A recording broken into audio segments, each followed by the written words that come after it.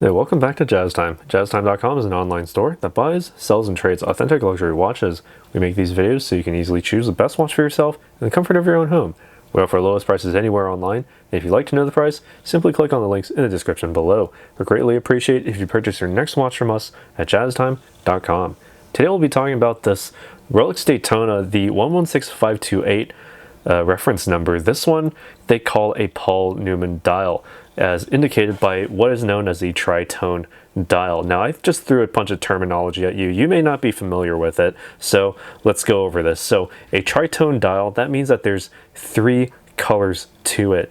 The black matte surface of this dial, the sort of champagne or golden subdials, and then the red minute track, as you can see going along the perimeter, as matching with that center mounted chronograph hand. All right, so that's an explanation of those terms. That's what makes it a tritone dial. Three different colors, well, more like a trichroma dial, whatever you want to call it. Basically, three different colors on this dial. So this is a Paul Newman dial. Again, the Rolex Daytona, all yellow gold with the Oyster Bracelet, Paul Newman dial, reference number 116528. This one will be going over the case, the dial, obviously, the bezel, crown functions, the pusher functions, as well as the movement, and this bracelet. I'll be giving my thoughts on all of those throughout this video. So starting off with this case, we have a 40mm case. That's from finger to thumb, the 2 to 8 position, also the 10 to 4 position. That's not including the chronograph pushers, obviously. All right, so it wears a bit larger on the wrist, but you know, that's just for me. I'll show you a little bit later. All right, you have the monoblock middle case with the screw down case back and the Rolex winding crown to ensure waterproofness and water resistance down to 100 meters or 330 feet below sea level. All right, and as you notice, there's a full high polish finish on this entire case, front and sides. On the back, you have, well, you have the hallmarks under a sort of a satin brush finish, as you can see. It sort of disperses the colors, or disperses the light much more than on the high polish, obviously. You also have an equally high polish yellow gold bezel on the front with a black lacquered finish on these numbers here, and you can tell the era from which this Daytona is from, because the little indicators for these numbers are actually little dots and not triangles. So this was a bit older, a Z serial watch from around the I'd say early to mid 2000s, right? And taking a look at what's printed on this bezel, it's the sort of tachymeter or tachymeter, the units per hour sort of measurement. So if you want to measure, say, I don't know how many miles per hour you're traveling, you just say pass a road sign, hit the top chronograph pusher to start that chronograph hand, and then once you pass the second one, you can then press it again to stop it and measure how fast you're going. So in this case, I'll say around 73, 74 miles per hour, or kilometers per hour, depending on your unit of distance, right? So that's basically how that works, how the bezel and all that works. And now looking next at this dial, you have a matte black dial. I'm zoomed in as far as I can go. It sort of diffuses the light a little bit more than modern matte black dials, so you can actually see the light more than it absorbs. All right, and again, you have these index hour marks, 18 karat white gold settings with chroma light actually integrated into those. So if I turn out the lights here, you can actually see that it glows very, very brightly, a sort of a bright green tone to its coloration there, right? And it lasts for quite a while on the minute, hour, and all the index hour marks here. You also have the sub registers, sub counters, sub dials, whatever you want to call them, for the functions of this watch.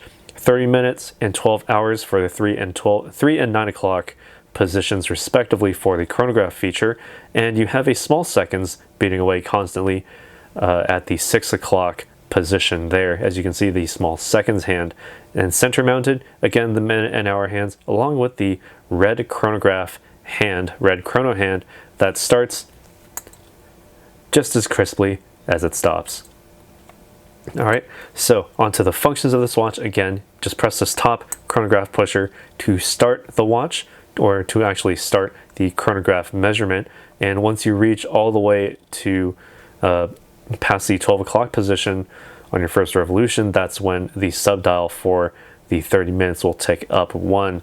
And as that ticks up, as it ticks up twice, it will then push the hour chronograph hand up 1. All right, and integrated into the movement, it's a little bit more on that in a second, but it does have what is known as a vertical clutch. So the vertical clutch system here actually does allow this chronograph hand to actually run separately, or sort of in tandem with the rest of the movement, so that there's no extra damage, no extra wear on the movement as it continues to move. And you can actually use it as a large center mounted seconds hand in that respect, because again, there's no extra wear or tear on the movement. So you can actually have this running 24 hours a day, so you should you so desire. And as you just saw, the minute hand for that chronograph measurement at the 30 minutes did actually tick up 1. All right, so when you stop it, press it again, and then to reset it, press the bottom pusher. This resets both the chronograph hand and the subdials for both the 9 and the 3 o'clock positions. All right, relatively simple there. Be sure to unscrew them first before you use them, because you won't be able to press them down or actuate them. And when you are no longer using them, or if you're just letting it run, you can just simply screw these crowns back in nice and tight to ensure that water resistance. Now the crown function here is basically just to set the time. Well, not just set the time. Unwind the crown at 3 o'clock position. This allows you to wind the watch to the first default position of the crown. So if you're at a dead stop, about 20 to 30 full winds is all you need to get to the full power reserve. Rather simple there. Pull the crown out to the only other position, the final position.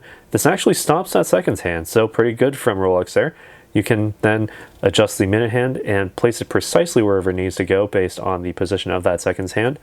Wait for an atomic clock to sweep around, and then when you're ready to go, just press it back in and you're good to go. Starts up that seconds hand, and just screw it tightly back against the case to ensure that superior water resistance. Now, what allows all this to work is the first in-house made caliber for a chronograph movement by Rolex, the 4130. You can't see it through the case back, but you do have that added gold, solid gold case back for that added material. You know that you're getting your money's worth from this. So what's new in the 4130? The 4130 is an upgrade from the Zenith El Primero movement, the 4030 as Rolex sort of deemed it. The 4130 basically reduces the number of parts by around 60%. So it makes servicing, it makes the overall operation much smoother and much easier to do, and therefore you get a huge cost savings in that as well. It has the center mounted chronograph hand, hours in minutes hands with the small seconds at the 6 o'clock, with the 12 hour and 30 minute counters at the 9 and 3. It also beats at a frequency of 28,800 vibrations per hour, features 44 jewels with a diameter of 30.5 millimeters, height or thickness of 6.5 millimeters, so it nicely fills in this entire dial region underneath, of course. It has a power reserve of 72 hours, so that means you can just simply set this down on a Friday evening, pick it back up on a Monday morning. After having it been fully wound on Friday, it will still keep its full power reserve. No need to wind the watch when you're back to work on Monday. And so all of this, it also does have the bidirectional winding rotor center mounted inside with a parachrome hairspring with Paraflex shock absorbers. So what does that mean? That means you can just wear this watch just about anywhere. It will continue to wind the movement without ever having to actually manually, wind the watch. Like so. And also you can take a few bumps here and there, and you can get relatively close to circuitry and other very lightly magnetized materials and objects, and you won't actually affect the movement of the inside of the watch. It'll still be keeping track of time just fine. It also has the accuracy of plus or minus 2 seconds per day, giving it that's the superlative chronometer official certification as printed on this and every Rolex dial. All right, now onto the framing of this watch. You have the Oyster Bracelet here, 3-piece links across with the high polish down the center intermediate links, satin brush finishing on the outer links with a high polish on their flanks. Nice satin brush finish underneath, feels very good on the wrist. You also have the older style safety clasp here. Lift from the bottom to open up the safety, then lift from the top to open it.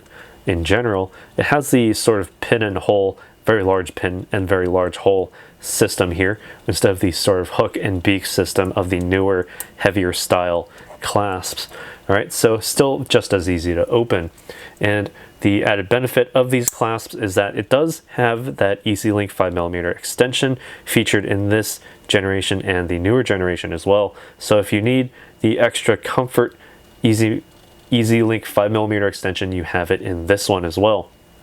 So say you drink maybe 3 liters of water and you walk outside on a hot summer's day, well, you're probably gonna need that extra space because your wrist is gonna swell like crazy. So if you have this watch sized precisely to your wrist, you're gonna wanna take this off, reach under here, just simply pull it straight out. And there you go, it unfolds and gives you another half link of an Oyster bracelet. If you have a Jubilee, it gives you another Jubilee link.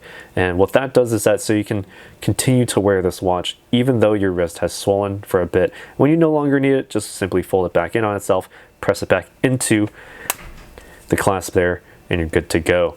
All right, so while we're here, I can try it on and give you my thoughts as to how it wears on my wrist, a 7-inch wrist. All right. Now keep in mind this is a pre-owned model, so not all the links are actually present, but do take a look at how it wears in general as to, you know, sort of the face-on look. For a 7-inch wrist, 18 centimeters, it does fit rather large on me. Looking at it down the wrist there, it does sort of have a tiny bit of space between the lugs and the wrist. Not too big of an issue because the more space, the more breathability. Not that that's an issue because you do have this Oyster bracelet, which does provide plenty of breathability with no pinching of the skin or hairs of your wrist. And with this on the wrist, it feels incredibly heavy. Well, it's not incredibly heavy, but it is absolutely noticeable because it is all yellow gold content. What Rolex basically calls their sort of like an not Everrose, a Rolls-Royce type of gold, where they mix yellow gold with their oyster steel to create this very, very incredibly strong for its type yellow gold with the added benefit of the extra high polish ability, so that it shines very, very bright, very, very brilliantly.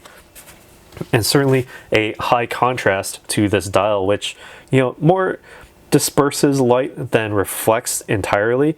And, you know, that's not a bad thing, because when you do have that added sense of contrast, it makes it easier to read and just very much an enjoyable wear, something that you can certainly show off to people and just really, you know, make a statement just by existing, just by showing it on the wrist. Certainly the yellow gold brings people in, the black and the tritone color scheme here just keeps you glued to it.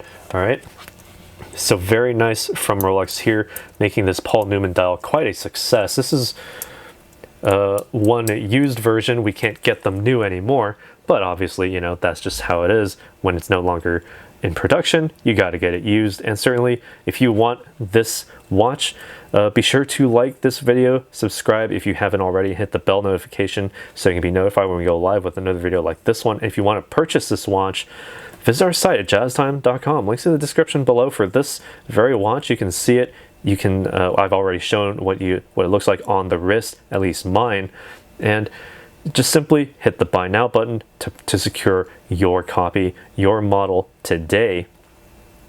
And certainly if you want to purchase any new or used version, well, you can't get them new. We do have them, we can get them used, but certainly you know, at market price. And we will, and you can see that down in the description below.